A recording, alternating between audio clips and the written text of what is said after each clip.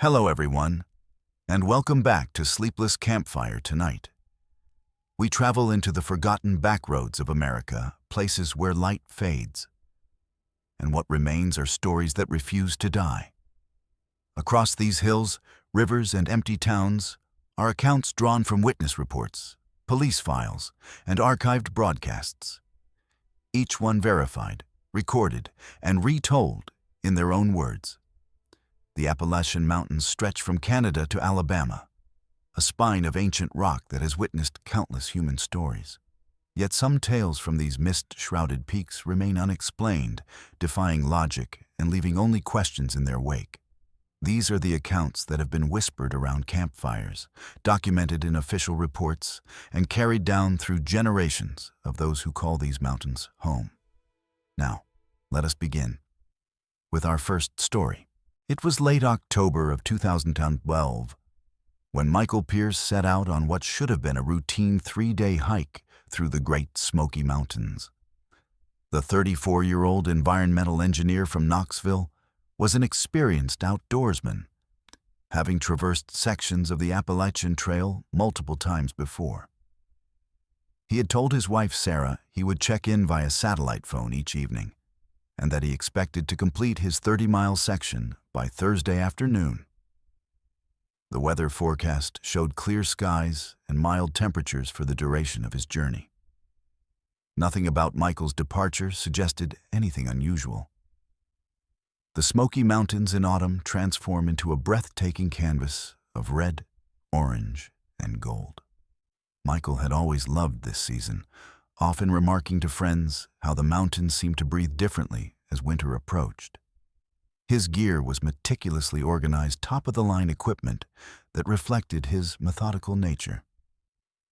According to the inventory list later found in his vehicle, he carried enough supplies for 5 days rather than 3, a precaution he always took despite his confidence in the wilderness.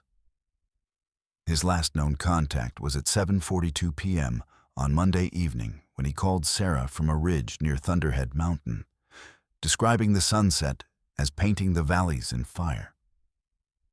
He mentioned hearing what sounded like distant singing carried on the wind, but dismissed it as other campers far below. By Tuesday evening, when Michael failed to call, Sarah initially attributed it to a dead battery or poor reception. But when Wednesday passed with no word, she contacted the park rangers. What followed was the most extensive search in Smoky Mountains history, involving over 200 volunteers and search teams covering more than 600 square miles of rugged terrain. They found his campsite near Spence Field perfectly intact. His tent was set up, his sleeping bag unrolled, and a half-eaten meal lay cold in a pan. His satellite phone, fully charged, sat on a rock beside his journal. The last entry, dated Tuesday morning, read, "Heard the singing again, closer this time. Going to investigate before breaking camp. There are patterns etched into the trees here that I've never seen before." Search teams found those patterns strange geometric markings carved into dozens of trees in a circular pattern around his campsite. No other trace of Michael Pierce has ever been found. The investigation into Michael's disappearance would span years, with authorities eventually classifying it as a probable wildlife encounter, though no evidence supported this theory. Search dogs had lost his scent at the edge of the carved trees, and tracking specialists noted the complete absence of footprints beyond that point. Several other hikers reported similar experiences in the same area over the next 2 years, unexplained melodies drifting through the fog, and the discovery of new tree carvings appearing overnight. The Park Service quietly closed that section of trail to overnight camping in 2015, citing environmental concerns. Sarah Pierce still waits by the phone on some evenings, listening for the sound of her husband's voice, or perhaps for the distant singing that took him away into the mist. In the spring of 2008, Park Ranger Daniel Morales was conducting routine inspections of abandoned mines along the Appalachian Trail in West Virginia. The 47-year-old former coal miner had turned to park service work after the industry decline, bringing with him an intimate knowledge of the region's mining history. His assignment that April morning was to assess safety conditions at 7 sealed mine entrances near Blacksville, where unauthorized entry had been reported. The air was cool and damp as he parked his service vehicle at the trailhead, the morning fog clinging to the hills like a shroud. Daniel carried a standard inspection kit, a heavy-duty flashlight, and a two-way radio tuned to Channel 7, as required by protocol for isolated work. The first 6 mines proved unremarkable, sealed properly with concrete barriers, showing only minor weathering. But as Daniel approached the 7th mine, known locally as the Whisper Shaft, he immediately noticed irregularities. The steel door that should have been secured with industrial locks stood slightly ajar, revealing darkness beyond. His radio crackled with static as he called dispatch to report the finding. "Base, this is Ranger Morales at Mine 7. Security breach here. The door's been opened. I'm going to need backup before I proceed inside." The response came back distorted. "Morales, we read you. Static. Proceed with caution. Static. Backup. 10 minutes." The voice didn't sound like his usual dispatcher, but Daniel chalked it up to poor reception in the valley. What happened next has been reconstructed from Daniel's recovered audio recorder, found 3 days later just inside the mine entrance. The recording begins with his flashlight beam cutting through darkness, his breathing steady as he notes the forced entry. "The lock's been cut clean," he murmurs. "No signs of vehicle tracks. Someone carried heavy equipment up here on foot." At approximately 11 minutes into the recording, Daniel stops walking. "Hello?" he calls out. "Is someone there? Park service, you're trespassing." For the next 30 seconds, only his breathing can be heard. Then comes a sound that forensic analysts could not identify, a rhythmic clicking that seems to come from multiple directions at once. "Show yourself," Daniel says, his voice now tense. "I'm authorized to use force if necessary." The recording captures what follows in chilling detail. Daniel's sudden gasp, the sound of his flashlight clattering to the ground, and then 3 distinct voices speaking in unison. The words are unclear, but appear to be in an older dialect of Appalachian English, using phrases that linguists dated to the early 1800s. What is most disturbing is that the voices seem to be mimicking Daniel's exact cadence and pitch, creating an uncanny valley effect. After 17 seconds of this speech, Daniel screams once a raw, terrified sound that cuts abruptly. The next 2 minutes contain only scraping noises, Daniel's ragged breathing, and the clicking sound growing louder. The final sounds on the recording are footsteps running deeper into the mine, followed by complete silence. Search parties found Daniel's hat and radio just inside the entrance, but no other sign of him. The mine was thoroughly explored, with teams discovering tunnels extending far beyond official maps, passageways that appeared recently excavated, yet showed signs of decades-old tool marks. In one chamber, investigators found small piles of personal items dating back to the 1940s: watches, wallets, and pieces of clothing, all belonging to people who had vanished in the region over the years.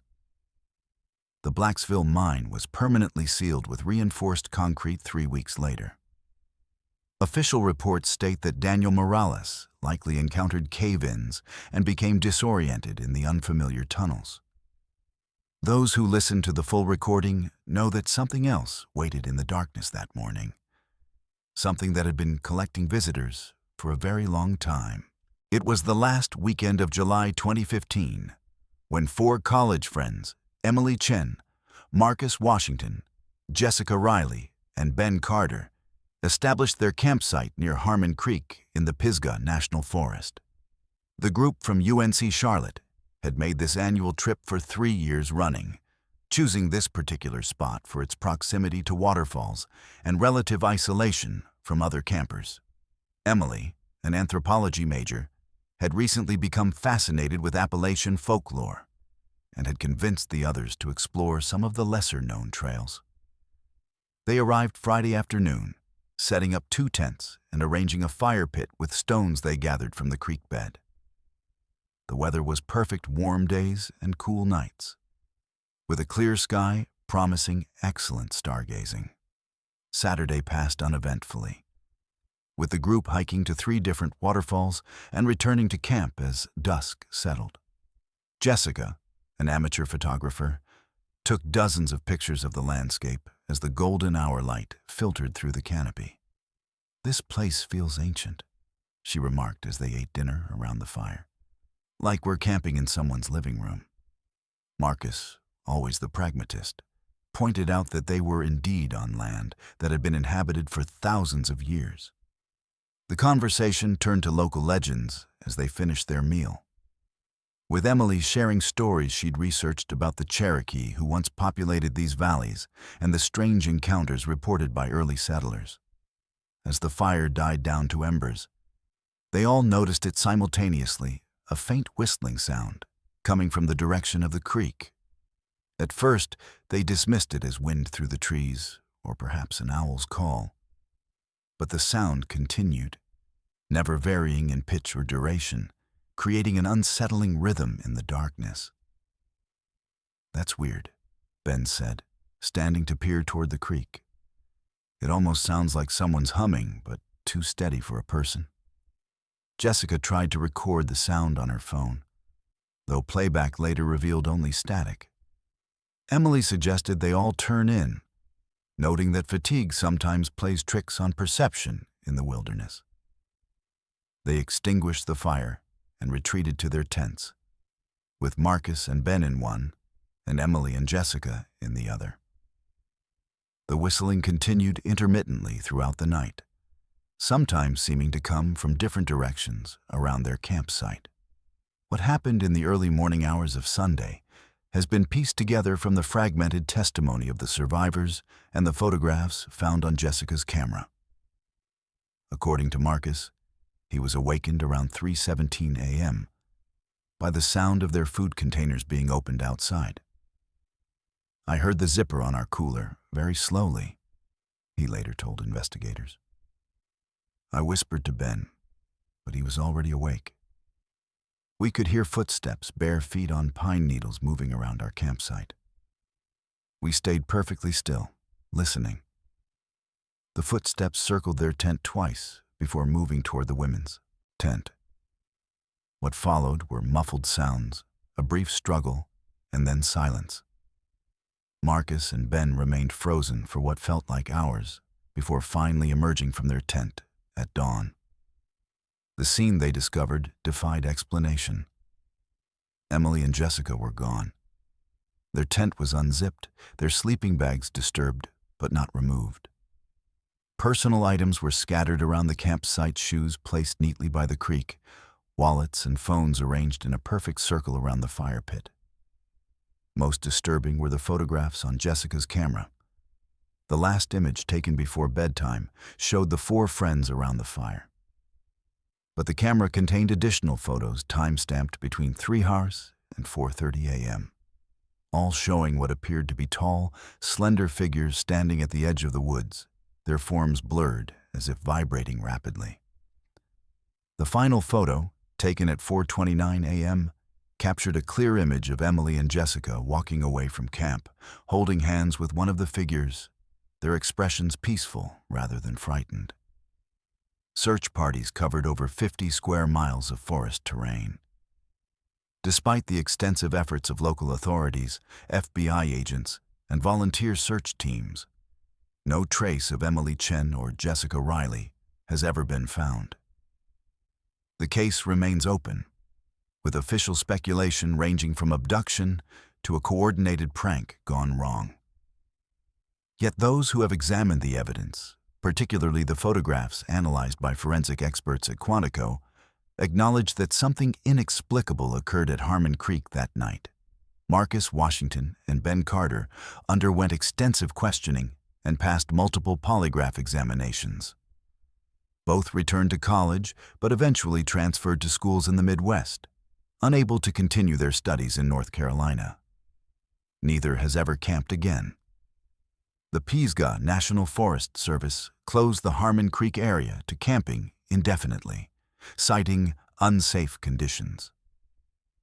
Local residents, when pressed, will sometimes mention similar stories passed down through generations, tales of the night whistlers, who occasionally take visitors into the mountains, never to return. It was August 7, 2016, when the Holloway family, Robert, Sarah, and their 12-year-old daughter Lily, began their journey through the Appalachian backroads of eastern Kentucky. The family from Columbus, Ohio, had decided to take a scenic route to visit Sarah's sister in Knoxville, Tennessee, opting for the lesser-traveled highways that wound through the mountains. Robert, a history teacher, had mapped their route carefully, including stops at several historical sites along the way. They left at dawn that Sunday morning, packing a picnic lunch and planning to arrive at their destination by evening. The weather was clear, and their vehicle, a well-maintained SUV with less than 40,000 miles, had recently passed a full inspection. The first few hours of their journey passed uneventfully, with the family enjoying the changing landscape as city suburbs gave way to rural communities and then to the dense forests of the Daniel Boone National Forest area. Around 1:30 p.m., after stopping for lunch at a roadside picnic area, Robert consulted his map and decided to take County Road 17, a shortcut that would shave approximately 40 minutes from their travel time, according to the atlas. The road was paved but narrow, winding through valleys where the afternoon sunlight barely penetrated the thick canopy. Lily, who had been reading in the back seat, suddenly put down her book. "Mom, Dad, look at that," she said, pointing to a figure standing by the road ahead. As they drew closer, they saw it was an elderly woman in what appeared to be old-fashioned clothing, holding a handwritten sign that read, "Jams 5 miles." Sarah suggested they stop to support a local artisan, and Robert pulled onto the gravel shoulder where the woman stood. She smiled as they approached, her face weathered but kind.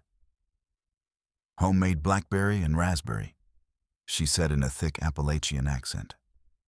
$5 a jar. Robert purchased 2 jars, remarking on how heavy they were for their size. "Family recipe," the woman explained.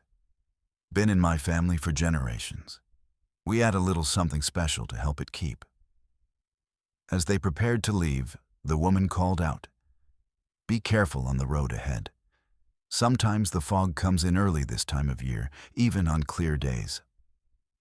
Sarah thanked her for the warning, though the sky remained cloudless and blue. Approximately 10 miles further down County Road 17, the Holloways noticed something peculiar. Despite the clear weather, a thick fog suddenly enveloped their vehicle, reducing visibility to less than 20 feet. Robert slowed the SUV considerably, flipping on his hazard lights. "This came out of nowhere," he said, peering through the windshield. The fog was strangely luminous, seeming to glow with a pale greenish light that made it difficult to judge distances. Lily became frightened, asking if they could pull over. Robert was about to comply when the vehicle's engine began to sputter, though the fuel gauge showed 3/4 of a tank. Within moments, the SUV coasted to a stop, all electrical systems dead. What happened next has been reconstructed from the partial account Robert Holloway gave to authorities and the brief phone call Sarah managed to make before all communication ceased. According to Robert, figures began emerging from the fog, tall, silent shapes that moved with an unnatural grace. They appeared human at first glance, but their proportions were wrong, their limbs too long, their movements too fluid. "They didn't walk so much as drift," Robert later stated in his official statement. "Like smoke given human form." The family locked the doors as the figures surrounded the vehicle, their faces obscured by the glowing mist. One figure approached the driver's side window and raised a hand, revealing long, slender fingers with too many joints. When it tapped on the glass, the sound was not flesh against glass, but something like wood striking porcelain. Sarah managed to activate her phone during this encounter, though the signal was weak. The emergency call lasted only 47 seconds before cutting out. In the recording, Sarah can be heard whispering frantically, "There are people outside our car, on County Road 17. They're trying to get in. My daughter is screaming. Send help, please." The call ends with a loud cracking sound, followed by silence. When authorities finally located the vehicle 2 days later, it was parked perfectly on the shoulder of the road, undamaged and with a full tank of fuel. The battery was completely dead, though mechanics could find no explanation for its failure. Robert Holloway was sitting in the driver's seat, staring forward, his eyes wide but unresponsive. He was alive but catatonic, unable to speak or acknowledge his surroundings. Sarah and Lily were gone. The investigation into the Holloway family encounter revealed disturbing details. The 2 jam jars purchased from the roadside woman were in the back of the vehicle. When opened, they contained not jam, but a dark, viscous substance that defied laboratory analysis. The jars themselves bore no fingerprints other than Robert's. Searches of the area found no footprints other than the Holloways, and no residents in the surrounding counties reported seeing any fog that day. Robert Holloway never recovered his ability to speak, though he would occasionally draw symbols that matched carvings found on ancient trees in the region. The case was officially closed after 3 years, classified as probable abduction with unknown accomplices. Sarah and Lily Holloway have never been found. County Road 17 was permanently closed to through traffic in 2019, with official reports citing dangerous road conditions during certain weather patterns. Locals avoid the area entirely, referring to it as the place where the road collects travelers. It was early September of 2014 when Dr. Eleanor Vance, a 36-year-old folklore professor from Appalachian State University, set out on what would become her final research expedition. Eleanor had spent the past 5 years documenting oral traditions in remote communities throughout the Blue Ridge Mountains, focusing particularly on tales that predated European settlement. Her work had earned her respect in academic circles for its meticulous approach to preserving stories that might otherwise be lost to time. The purpose of this particular journey was to investigate reports of unusual petroglyphs discovered by hikers near the headwaters of the New River in Ashe County, North Carolina. Eleanor planned to spend 5 days in the area, camping near the sites and documenting any additional findings. Eleanor's field notes, later recovered from her tent, reveal her methodical approach to the expedition. She arrived on September 3rd, establishing a base camp in a small clearing approximately 2 miles from the nearest trailhead. The weather was mild, with cool nights perfect for sleeping. Her first 2 days were spent locating and photographing the reported petroglyphs, strange spiral patterns, and abstract figures carved into stone outcroppings that bore no resemblance to known Cherokee or other indigenous symbols. In her notes, she wrote, "These carvings defy conventional classification. The weathering suggests considerable age, yet the precision of the cuts seems inconsistent with prehistoric tools. The spirals, in particular, appear almost machine-made in their regularity." On the evening of September 5th, Eleanor's notes become more personal and concerned. Local residents in the nearby town of Jefferson have shared stories about these carvings. Most dismiss them as tourist attractions. But one elderly woman, Mrs. Henderson, age 87, told me that her grandmother called them the listening stones. According to family tradition, the stones mark places where the barrier between worlds grows thin, particularly during the autumn equinox. Mrs. Henderson warned me not to camp too near them after dark, claiming they call to those who understand their language. Eleanor noted these warnings, but, as a scientist, maintained a healthy skepticism about supernatural explanations. That evening, she recorded ambient sounds near the petroglyphs, capturing what she initially believed to be wind whistling through rock formations. Eleanor's final journal entry, dated September 6th, reveals her growing unease with the situation.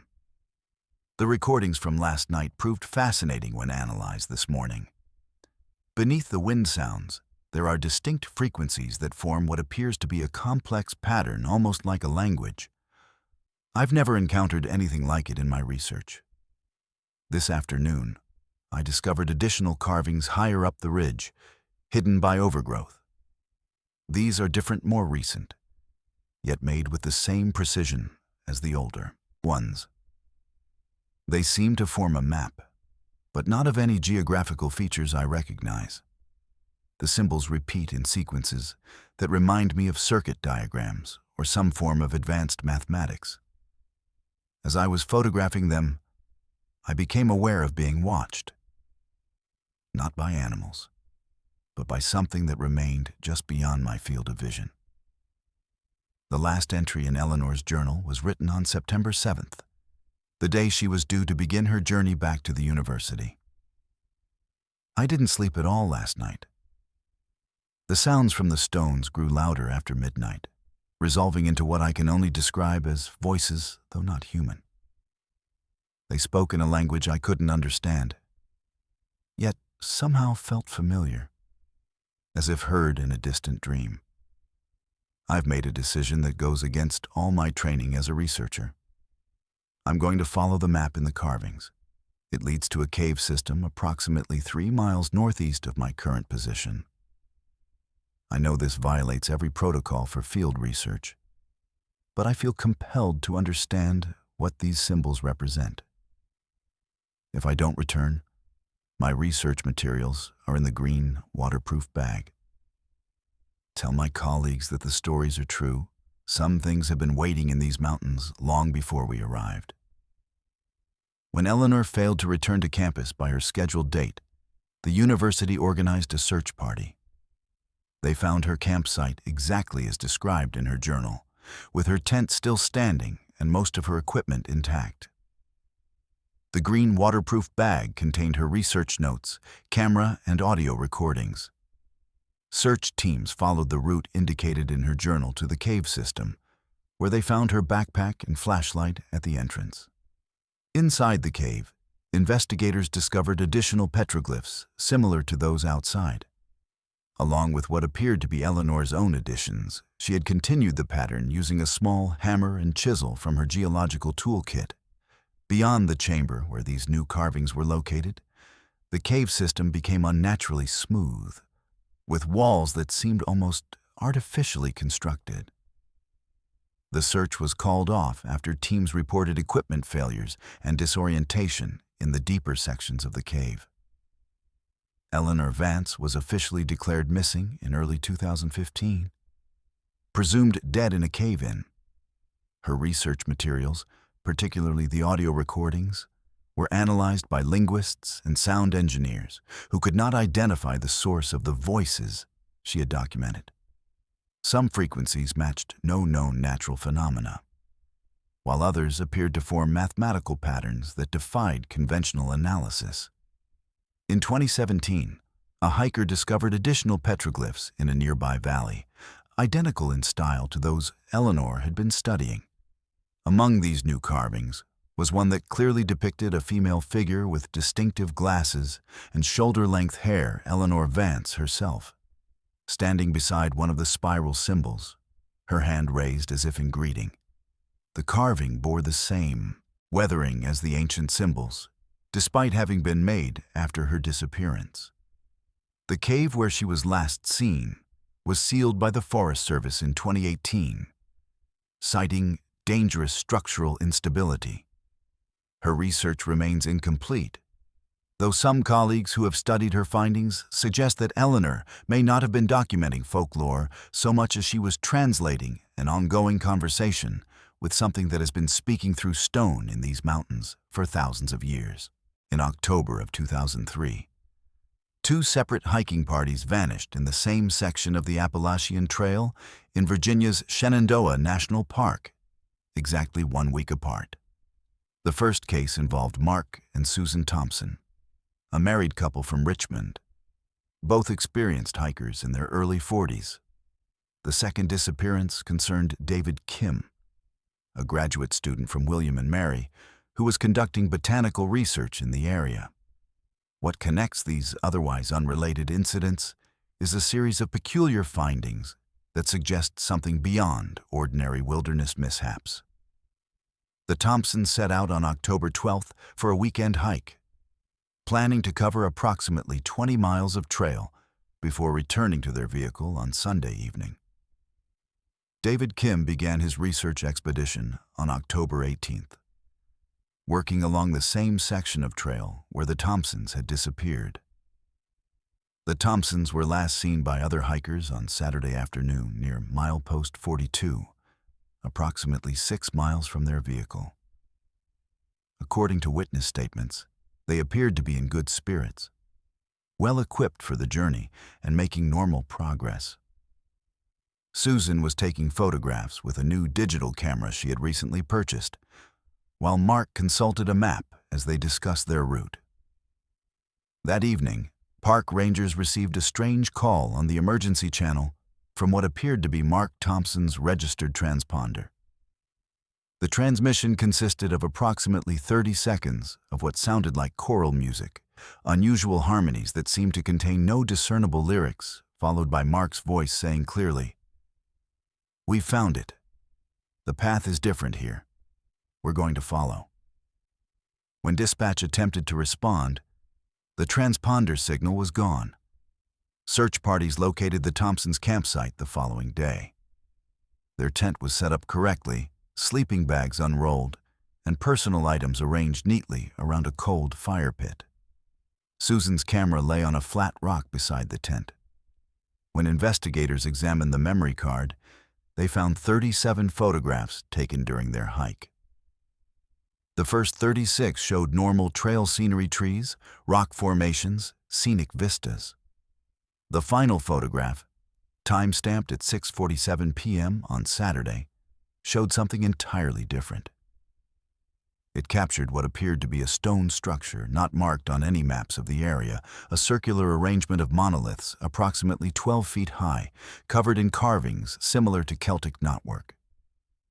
Standing between two of the stones were the Thompsons, holding hands and looking toward the camera with what witnesses described as unusual serenity. Most disturbingly, the photograph showed a third figure standing behind them, tall and indistinct, with features that seemed to shift and blur when examined closely. Exactly 1 week later, David Kim set out on his research expedition, aware of the Thompsons' disappearance, but confident in his ability to navigate the terrain safely. Kim was a graduate student in botany, focusing on rare plant species found only in the higher elevations of Shenandoah. He carried specialized equipment for collecting samples, along with a satellite phone for emergency communication. His field notes, later recovered from his vehicle, indicate that he was specifically searching for a particular variety of fern that had been documented in the area, but not seen in over 50 years. His notes from October 18th show he made good progress, setting up camp near the same area where the Thompsons had vanished. Kim's final entry, written on the evening of October 19th, reveals what he discovered. "I found something remarkable today, not the fern I was seeking, but something far more significant. Approximately 2 miles northeast of my campsite, there's a stone circle that doesn't appear on any USGS survey. The construction is unlike anything I've seen in American prehistoric sites. The stones are arranged in precise astronomical alignments that don't correspond to any known cultural traditions. What's most fascinating is the vegetation around the site plants that shouldn't grow together, species that died out in this region thousands of years ago. I've collected samples that will require specialized dating methods. Tomorrow, I plan to explore the interior of the circle more thoroughly." The acoustics there are unusual sounds seem to carry differently, creating harmonics that I can only describe as musical. Kim's notes end with a simple observation. As I sit writing this by lantern light, I can hear what sounds like singing from the direction of the stones. It's beautiful. When David Kim failed to check in with his advisor on October 20th, a search was initiated. His campsite was found exactly as described in his notes, with his research equipment neatly arranged and his satellite phone fully charged on his sleeping bag. The search party followed the direction indicated in his field notes, discovering the stone circle described in his final entry. What they found there defied explanation. The monoliths matched those in the Thompsons' final photograph, though the carvings seemed somehow more defined, as if recently refurbished. In the center of the circle, investigators found Kim's botanical collection case, open and empty. His plant press lay nearby, containing a single pressed fern specimen of a type previously believed extinct in North America. Scattered around the circle were additional plant species that botanists later identified as belonging to different ecological zones and time periods, some not native to the continent. The investigation into both disappearances would span years, with authorities eventually classifying them as separate incidents despite the geographical connection. Official reports suggested the Thompsons likely encountered hazardous weather and became lost, while Kim may have experienced a medical emergency in the remote terrain. Yet those who examined the evidence, particularly the photograph and the botanical samples, acknowledged that something extraordinary had occurred in that section of Shenandoah. In 2007, a comprehensive survey of the area revealed no trace of the stone circle, though ground-penetrating radar detected anomalous structures approximately 12 feet below the surface. The National Park Service closed that section of trail indefinitely, citing unstable geological formations. Neither the Thompsons nor David Kim have ever been found. Their cases remain open files in the Virginia Missing Persons Database, though no active investigation continues. Some former park rangers who worked the cases still speak in whispers of the singing stones and the strange plants that occasionally appear in that area, species that shouldn't exist, growing in patterns too deliberate to be natural, as if someone or something is still tending a garden that exists outside of ordinary time. It was November 2nd, 2019, when search and rescue team leader Rebecca Chen received the call that would lead to the most disturbing discovery of her 20-year career. The 43-year-old former Army medic was leading a training exercise for new SAR volunteers in the Monongahela National Forest. When dispatch redirected her team to respond to an emergency beacon activation near the Dolly Sods Wilderness area. The signal came from a personal locator beacon registered to 62-year-old retired geology professor Arthur Hayes, who had been conducting field research in the region for the past 3 weeks. Hayes was an experienced wilderness researcher who had worked extensively in remote areas throughout North America. His beacon had transmitted only a brief emergency signal before going silent, with no accompanying voice communication. Rebecca's team consisted of 4 other experienced SR volunteers: Tom Martinez, a former forest ranger with 30 years of experience in the Monongahela region; Maria Flores, an expert tracker; David Park, a paramedic; and rookie Jake Williams, on his first major rescue operation. The team assembled at the nearest trailhead by 2:30 p.m., planning to reach Hayes's last known coordinates before nightfall. The weather was deteriorating, with cold front moving in that threatened snow by morning. Rebecca emphasized the importance of efficiency during their approach, find Hayes, assess his condition, and evacuate before the storm hit. The terrain was challenging, with steep elevations and rocky outcroppings that slowed their progress despite their experience. As they ascended toward the coordinates, Tom noted that the area was unusually quiet, even for late autumn. No birds, no small animals, he remarked. "Everything's gone to ground or somewhere else." They located Hayes's campsite at approximately 4:45 p.m., finding it in a state of organized disarray that immediately struck Rebecca as wrong. Hayes's tent was collapsed, but not damaged. His equipment scattered around the clearing in a pattern that seemed deliberate rather than chaotic. His geological samples were arranged in concentric circles on a large flat rock, each specimen labeled with precise handwriting. His field notebook lay open on a portable table, the final entry reading, "The strata here don't match any known geological formations. The layers are too perfect, too regular. It's as if someone constructed this place rather than it forming naturally. The acoustic properties are remarkable. Sounds carry differently here, creating echoes that shouldn't be possible. I've been hearing what sounds like chanting or singing, but the source is impossible to locate. Tomorrow, I'll explore the cave system to the north. I think I'm close to understanding what created these formations." As Rebecca's team secured the campsite, Maria discovered tracks leading away from the clearing toward the north. "These are Hayes's boots," she noted, pointing to the distinctive tread pattern. "But something's wrong. The stride length is inconsistent, and the depth varies from nearly invisible to surprisingly deep, as if his weight is fluctuating dramatically." David checked Hayes's medical information, noting no conditions that would explain such variations. The team decided to follow the tracks before darkness made them impossible to see. Jake, the rookie, seemed increasingly nervous as they progressed. "Does anyone else feel like we're being watched?" he asked. Tom nodded slowly. "This area has always felt different to me. Old Forest Service stories talk about places where the world wears thin." The tracks led them approximately half a mile to a cave entrance, partially concealed by rockfall.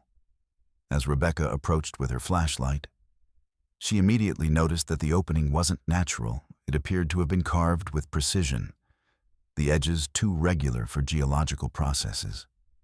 The team entered cautiously, their lights cutting through darkness that seemed to absorb the beams rather than reflect them. The cave walls were unusually smooth, with a faint geometric pattern that seemed to shift when viewed from different angles. Approximately 50 feet inside, they found Hayes's geological hammer lying on the ground. Beside it was his camera, its lens shattered as if by extreme pressure. When Rebecca retrieved the memory card, she noticed the device was cold to the touch, despite the moderate temperature of the cave. What they discovered in the main chamber defied all their experience as rescue professionals. The cavern was larger than it should have been based on the external geography, with walls that curved in ways that contradicted physics. In the center of the chamber stood Arthur Hayes, facing away from the entrance, his body unnaturally still. Rebecca called out to him, but he didn't respond. As they approached, they saw why Hayes was frozen in place, his body partially transformed into a crystalline substance that matched the surrounding cave walls. His expression was one of profound revelation rather than fear, his eyes wide with understanding. His right hand was raised, fingers touching the wall in a gesture that seemed almost reverent. Most disturbing were his clothes, which had merged seamlessly with the crystalline structure, as if he was becoming part of the cave itself. The team's discovery was documented in photographs and official reports, though the images were later classified. Rebecca's official statement described finding Hayes deceased from apparent hypothermia, a deliberate omission to avoid public panic. The reality was something far more inexplicable.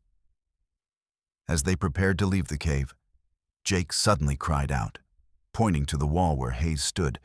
His face had changed. Indeed, for a brief moment, Hayes's crystalline features appeared to shift, his mouth opening as if to speak, though no sound emerged. The team retreated rapidly, marking the cave entrance with GPS coordinates before returning to their extraction point. The storm broke as they descended, snow covering their tracks and the cave entrance. The official investigation concluded with Arthur Hayes being declared deceased from exposure, his body lost in inaccessible terrain. Rebecca Chen resigned from search and rescue 6 months later, citing personal reasons. In a private conversation with a former colleague, she revealed that she had experienced recurring dreams since the discovery, dreams of crystalline caves and geometric patterns that seemed to pulse with life. She admitted to occasionally hearing faint music when in quiet spaces, harmonies that reminded her of something ancient and incomprehensible. The cave where Hayes was found was never relocated, despite multiple attempts using the recorded coordinates.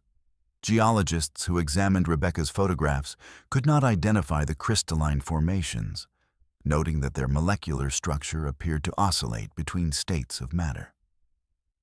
The Monongahela National Forest Service established a restricted zone in the area where Hayes disappeared, citing unstable geological formations.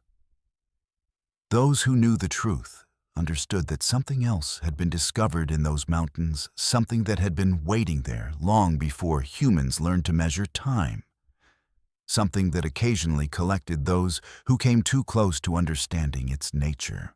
It was the spring of 1978, when the Appalachian Trail Conservancy assigned a 4-person maintenance crew to work on a remote section of trail in the Great Smoky Mountains near the North Carolina-Tennessee border.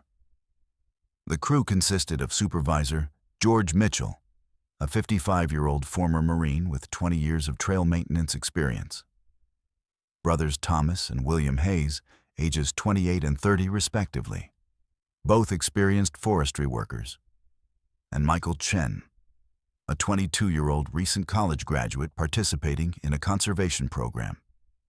Their assignment was to clear winter debris, repair erosion damage, and replace deteriorating trail markers over a 30-mile stretch that had received minimal maintenance for several years due to budget constraints. The crew was equipped with standard tools, camping gear, and a 2-way radio with limited range in the mountainous terrain. The crew established their base camp on April 3rd, setting up a semi-permanent camp that would serve as their operational headquarters for the 6-week assignment.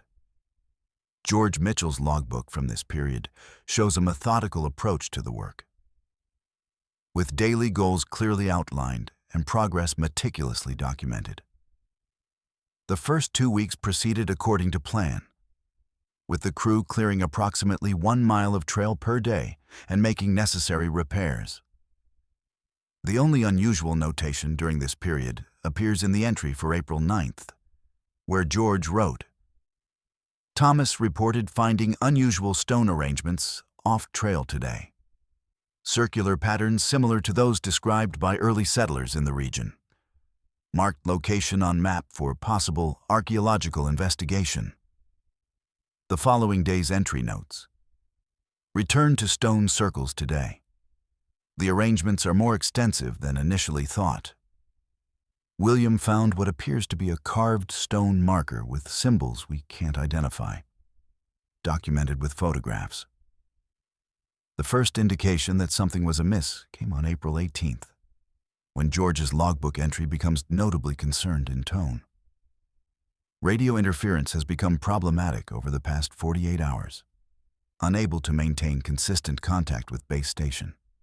Thomas claims to have seen movement in the forest at twilight described as shadows that move against the wind. William and Michael report similar sightings. I've observed nothing unusual myself, but the men are clearly disturbed. The stone circles we discovered seem to be expanding in number. Each day we find new ones, sometimes in areas we cleared just the day before. The symbols on the markers appear to change when we're not looking directly at them, though this may be a trick of light and shadow. The entry for April 20th reads, "Michael discovered what appears to be a pathway of stone markers leading deeper into the forest. The markers are arranged in patterns that suggest mathematical precision.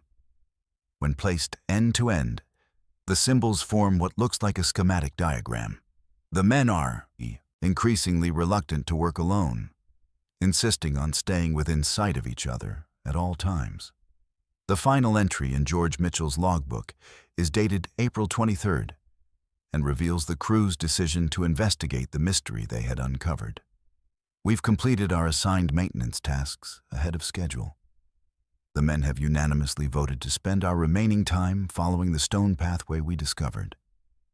I know this violates protocol, but we've all felt compelled to understand what we've found here. The symbols on the markers appear to form a map, but not of any geographical features we recognize. The pathway leads toward a valley that doesn't appear on any USGS survey of this region. William has identified plant species along the path that shouldn't grow in this climate or elevation. Thomas has found what appear to be tools carved from stone, yet showing precision that suggests advanced manufacturing techniques. If we don't return, know that we followed this path willingly, drawn by something we don't understand but feel compelled to investigate. The radio is now completely useless, emitting only what sounds like choral music when turned on. We leave this logbook in a waterproof container at base camp. When the crew failed to report to their extraction point on May 1st as scheduled, a search was initiated. Their base camp was found exactly as described in the logbook, with the waterproof container containing George's journal. The trail maintenance work was completed to professional standards, with no signs of struggle or haste. Search parties followed the stone pathway described in the logbook, discovering approximately 200 markers leading deeper into the wilderness. The markers were indeed arranged in patterns that suggested advanced mathematical understanding, with symbols that linguists later determined bore resemblance to ancient writing systems, yet didn't match any known language. The search was called off after 3 days, when teams began experiencing equipment failures and disorientation similar to what George had described. The official investigation concluded that the maintenance crew likely became lost in the wilderness and succumbed to exposure, though no bodies were ever recovered. Unofficially, several search team members reported strange phenomena during the operation, unexplained lights visible between trees at night, sounds of what seemed to be distant singing, and the unsettling sensation of being watched by unseen observers. In 1982, a hiker discovered a camera in a ravine approximately 5 miles from the original search area. The film inside was developed, revealing 23 photographs taken by the missing crew. The first images showed the stone markers and symbols they had discovered. The later photographs depicted something extraordinary, a vast stone structure hidden in a valley, with architecture that appeared to combine natural and artificial elements. The final 3 photographs showed the crew, members standing before this structure, their faces illuminated by a pale light that seemed to emanate from the building itself. In the last photograph, all 4 men were walking toward the entrance of the structure, their backs to the camera. The case of the missing maintenance crew remains one of the most puzzling in Appalachian Trail history. In 1995, a comprehensive survey of the area where they disappeared revealed no trace of the stone pathway or markers, though ground-penetrating radar detected anomalous structures beneath the forest floor. The Appalachian Trail Conservancy officially closed that section of trail to maintenance crews, rerouting the path several miles to the west. Former search team members occasionally speak of the singing stones and the strange symbols that seem to move when not directly observed. Some who have studied the photographs from the recovered camera suggest that the crew may have discovered evidence of an advanced civilization that existed in the Appalachian region long before recorded history, a civilization that perhaps remains hidden in places where the modern world rarely treads. The 4 men were never seen again, though local legends sometimes speak of hikers encountering a maintenance crew working on trails that don't exist on any map, their faces illuminated by an internal light as they continue their work in the eternal twilight of the mountains. The American landscape remains vast and unknowable, particularly in the ancient mountains that form the spine of the eastern United States. These stories from the Appalachian Trail represent only a fraction of the unexplained events that have occurred across this region, where mist shrouds the valleys and echoes carry farther than they should. Each account we've examined shares common threads, disappearances without trace, strange phenomena that defy conventional explanation, and the persistent feeling that something ancient and incomprehensible exists just beyond the edge of our understanding. The mountains keep their secrets well, guarded by geological time and the silence of deep forests. What connects these disparate incidents is not a clear pattern, but rather a series of questions that resist simple answers. Why do so many vanish without a trace in these mountains, leaving behind possessions arranged with deliberate care? Why do witnesses consistently report sounds singing, whistling, or humming that seem to serve as both warning and invitation? Why do the discoveries made by those who disappear often involve symbols, structures, or natural phenomena that suggest intelligence far beyond human capability? These questions linger like mountain fog, obscuring as much as they reveal, leaving us to contemplate the possibility that our understanding of the natural world remains incomplete. The Appalachian Mountains have witnessed human presence for thousands of years, yet they retain an air of mystery that resists complete exploration. Perhaps this is as it should be, that some places should remain partially wild, partially unknown, holding secrets that remind us of our limitations as observers of a world far more complex than we can fully comprehend. The stories we've shared tonight represent moments when the veil between the known and unknown grew thin, when ordinary people encountered something that challenged their understanding of reality. In most cases, these encounters ended in silence, with the witnesses either vanishing entirely or returning changed in ways that defied explanation. There is a particular quality to the mysteries of Appalachia, a sense that what we're witnessing may not be supernatural, so much as it is natural beyond our current understanding. The stone circles, the strange symbols, the anomalous sounds and lights, these might represent aspects of the natural world that operate according to principles we have yet to discover. Those who have encountered these phenomena often describe feelings not of terror, but of awe, as if they've glimpsed something profound and ancient, something that was here long before human history and will remain long after we're gone.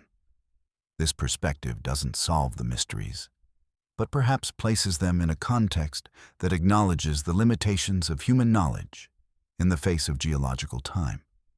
The trail continues winding through these mountains, a narrow path through wilderness that holds countless stories, most of which will never be fully told. Each hiker who sets foot on the Appalachian Trail follows in the footsteps of millions, yet each journey remains unique, each experience personal. Some will complete their hikes with nothing more extraordinary to report than beautiful vistas and physical exhaustion. Others will return with stories they can barely articulate, experiences that challenge their understanding of the world. And a few, like those we've discussed tonight, will not return at all, becoming part of the mystery themselves, their stories joining the countless others whispered around campfires and recorded in incomplete reports. If you or someone you know has a true story to share, leave it in the comments below. The mountains hold many secrets, and each account helps piece together a puzzle that may never be fully solved. Your experiences matter, not because they provide answers, but because they remind us that the world remains full of mysteries worth investigating, worth documenting, worth sharing with others who understand that the line between the known and unknown is sometimes as thin as mountain mist at dawn. The stories we tell about these encounters become part of a larger narrative, one that acknowledges the wonder and uncertainty that still exists in the world around us. Thank you for watching Sleepless Campfire. Until next time, stay safe out there.